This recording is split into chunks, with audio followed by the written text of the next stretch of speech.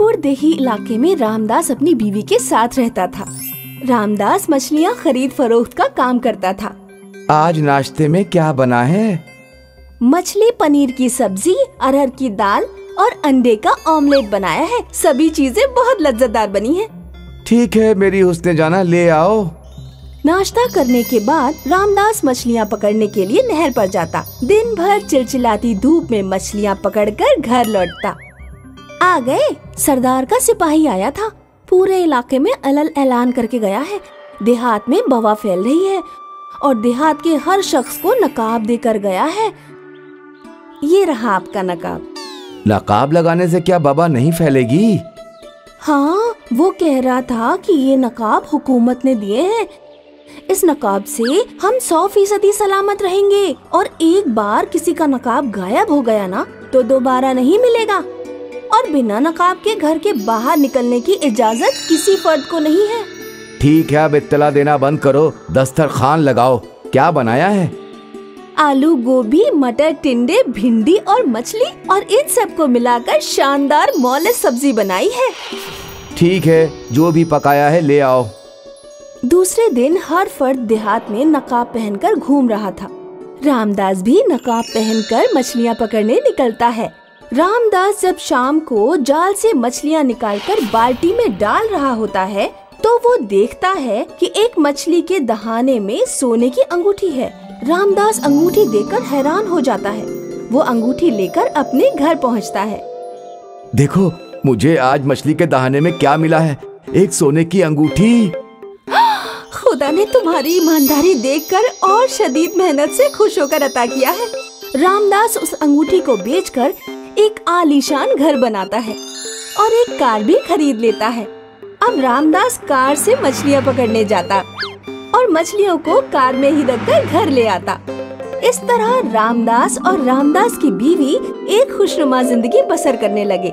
रामदास के पड़ोस में एक राघव नाम का दूधिया रहता था। राघव रामदास से बहुत हसद रखता। रामदास ने तो मछलियों की तजारत करके महल तामीर कर लिया और मैं अभी तक झोपड़ी में मुब्तिला हूँ। ये मेरी गाय तो बिल्कुल दूध ही नहीं देती, इसी की वजह से मैं गुर्बत में हूँ। लेकिन रामदास को मुफलिस बनाने का एक जरिया है। इलाके में वबा फैली हुई है, अगर मैं उसका नकाब चुरा लूं तो रामदास घर के बाहर ही नहीं जा पाएगा। शब में जब रामदास और उसकी बीवी सो जाते हैं तो राघव उनके घर चोरी करने आता है और रामदास और उसकी बीवी का नकाब चुराकर अपनी गाय को खिला देता है।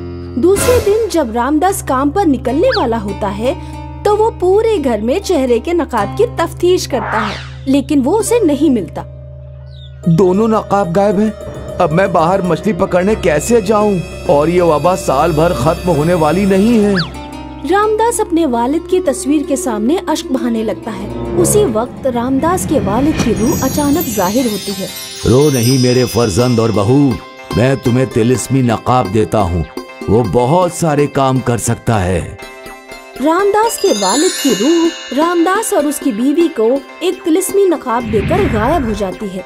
रामदास की बीवी जैसे ही तिलिस्मी नकाब पहनती है, उसकी गंध महसूस करने की ताकत एकदम से बढ़ जाती है। तुम्हारे लिबास में से खवातीन के इत्र की खुशबू क्यों आ रही है? अरे बाजार में मछलियाँ फरोख्त करने जाता हूँ तो बहुत सारी खवातीन भी मछलियाँ खरीदने आती हैं।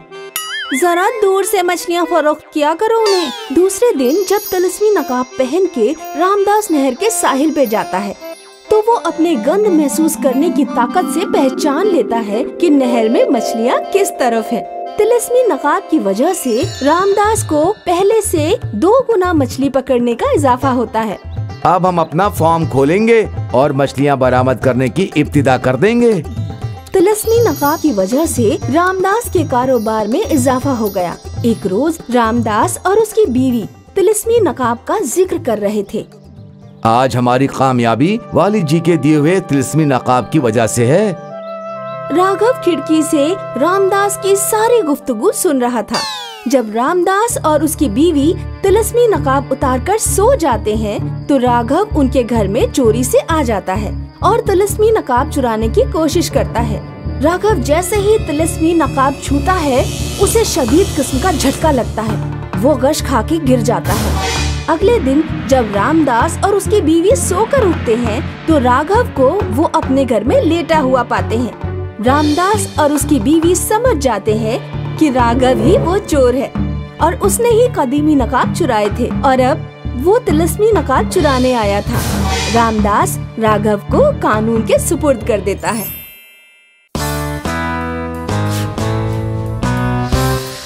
माजी की बात है, वीरपुर में सपना और माया नाम की दो बहनें रहती थीं। सपना का रंग स्याह था जबकि माया साफ रंग की थी। सपना जब बाग में चहलकदमी करने जाती तो माया अपनी दोस्तों के साथ सपना का मजाक उड़ाती। बेचारी सपना काली कलूटी बैंगन रूठी इसे तो कोई लड़का पसंद ही नहीं करेगा, मालूम नहीं इसकी शादी कैसे होगी। माया की बातें सुनकर सपना को बहुत तकलीफ होती है। घर जाकर सपना रोती है और अपने वालिद से कहती है, बाबा, माया अपने दोस्तों के साथ मिलकर हमेशा मेरा मजाक उड़ाती रहती है और वो कहती है कि मेरी शादी कभी नहीं हो पाएगी। रो मत मेरी बच्ची, इंसान की असली खूबसूरती उसके रंग मौफिकत में नहीं होती, उसकी सीरत और रवैये में होती है। एक ना एक दिन तुम मेरी बात जरूर समझ जाओगी। माया दिन भर जंगल में नहर के पास बैठकर अपने बाल संवारती रहती और अपने साए को नहर में देखकर कमर अदाएं करती। इस पूरे इलाके में मुझसे खूबसूरत भला कौन होगी? जरा देखो तो मेरा रंग कितना साफ है। जरूर मेरी शादी सरदार के फर्जंद के साथ होगी और सपना और बाकी लड़कियां इन्हीं झोपड़ियों में सड़ती रहेंगी। हाँ। चंद अरसे बाद सपना और माया के वालिद का इंतकाल हो जाता है। सुनो माया, अब हमारे वालिद तो रहे नहीं, हमें ही घर के अखराजात पूरे करने होंगे। चलो जंगल चलकर कुछ लकड़ियाँ काट लाते हैं, फिर उन्हें बाजार में फरोख्त कर देंगे। इस तरह से खाने भर के पैसों का इंतजाम तो हो ही जाएगा। क्या तुम्हारा दिमाग खराब हो गया है? मैं जंगल में लकड़ियाँ काटने जाऊंगी? तुम्हारे नजरिए से मैं भी तुम्हारी तरह स्याह हो जाऊं? मैं इन सब कामों के लिए नहीं बनी हूँ। भागो यहाँ से, मेरा दिमाग मत खराब करो। सपना बेचारी जंगल में अकेले ही लकड़ियाँ काटने जाती है। उन्हीं लम्हात देहात के सरदार का फर्जंद धनवीर जंगल में शिकार करने आता है। धनवीर एक हिरन का शिकार करने के लिए हिरन के पीछे दौड़ता है। तभी उसका पैर एक पत्थर से टकरा जाता है। धनवीर गिर पड़ता है और उसके सर पर चोट आती है, जिसे वो गश खाकर बेहोश हो जाता है। सपना जब लकड़ियाँ काट कर लौट रही होती है तो उसकी नजर धनवीर पर पड़ती है। अरे, ये कौन जख्मी हो गया? सपना धनवीर को ले जाकर एक दरख्त के साए में लिटा देती है। फिर वो नहर से पानी लाकर धनवीर का पैर साफ करती है और उसके मुंह पर पानी के छींटे मारती है। फिर धनवीर को होश आता है। मैं लकड़ियाँ काटकर घर जा रही थी तो आप रास्ते में जख्मी हालत में पड़े थे। आप कौन हैं? आपने मेरी जान बचाई, क्या आप हमसे निकाह करेंगी? सपना की सरदार के फर्जंद से शादी हो जाती है और वो सरदार के घर की बहू बनकर घर पहुंचती है। सपना की सास सपना को देखकर खुश नहीं होती। अरे बेटा धनवीर, ये तू कैसी लड़की से शादी करके आ गया? ऐसा स्याह रंग हमारे खानदान में किसी का भी नहीं है। माँ, मैं उससे मोहब्बत करता हूँ। अरे, मोहब्बत ही करनी थी तो किसी हूर से कर लेता। ऐसी स्याह लड़की से शादी करके तो उन्हें तो खानदान पर दाग लगा दिया। जब बहू स्याह है तो औलादे भी स्याह पैदा होंगी।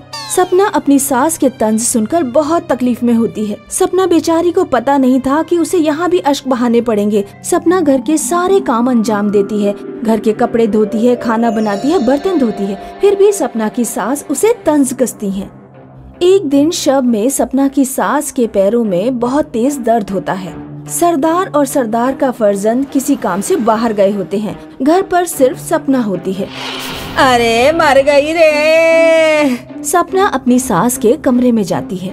क्या हुआ माँ? मेरे पैरों में बहुत तेज दर्द हो रहा है। सपना घर के बाहर जाकर देखती है, लेकिन इर्द गिर्द कोई सवारी नहीं मिलती जिसे वो अपनी सास को दवाखाने ले जा सके।